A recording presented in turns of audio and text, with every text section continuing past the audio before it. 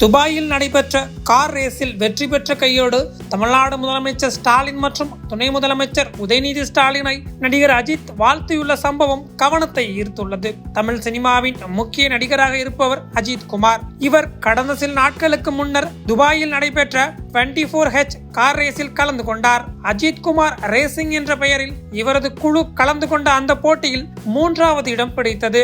இதில் தமிழக அரசின் விளையாட்டுத்துறையின் லோகோ இடம்பெற்றிருந்தது. இதற்கு தமிழ்நாடு துணை முதலமைச்சர் உதயநிதி ஸ்டாலின் இந்த பந்தயத்தில் திராவிட மாடல் அரசின் தமிழக விளையாட்டுத்துறை லோகோவை பயன்படுத்தியதற்காக அஜித் குமார் ரேசிங் அணிக்கு நன்றி தெரிவித்துக் கொள்கிறேன் என்று கூறியிருந்தார். அமைச்சர் TRP ராஜா உள்ளிட்டோரும் இந்த லோகோவை குறிப்பிட்டு அஜித்திற்கு வாழ்த்து தெரிவித்திருந்தனர். அதேபோல் வெற்றி பெற்ற பிறகு தமிழ்நாடு விளையாட்டு ஆணையத்தின் லோகோவை அஜித் உயர்த்தி காட்டியது தமிழ்நாடு விளையாட்டுத்துறையின் பங்களிப்பை காட்டுவதாக அமைந்திருந்தது. இந்த நிலையில்தான் தமிழக முதலமைச்சர் MK ஸ்டாலின் மற்றும் உதயநிதி ஸ்டாலினுக்கு நடிகர் அஜித் வாழ்த்து தெரிவித்துள்ளார். இது தொடர்பாக அவர் பேசுகையில், தமிழ்நாடு விளையாட்டு மேம்பாட்டு ஆணையம் மோட்டார் ஸ்போர்ட்ஸுக்கு நிறைய செய்கிறது.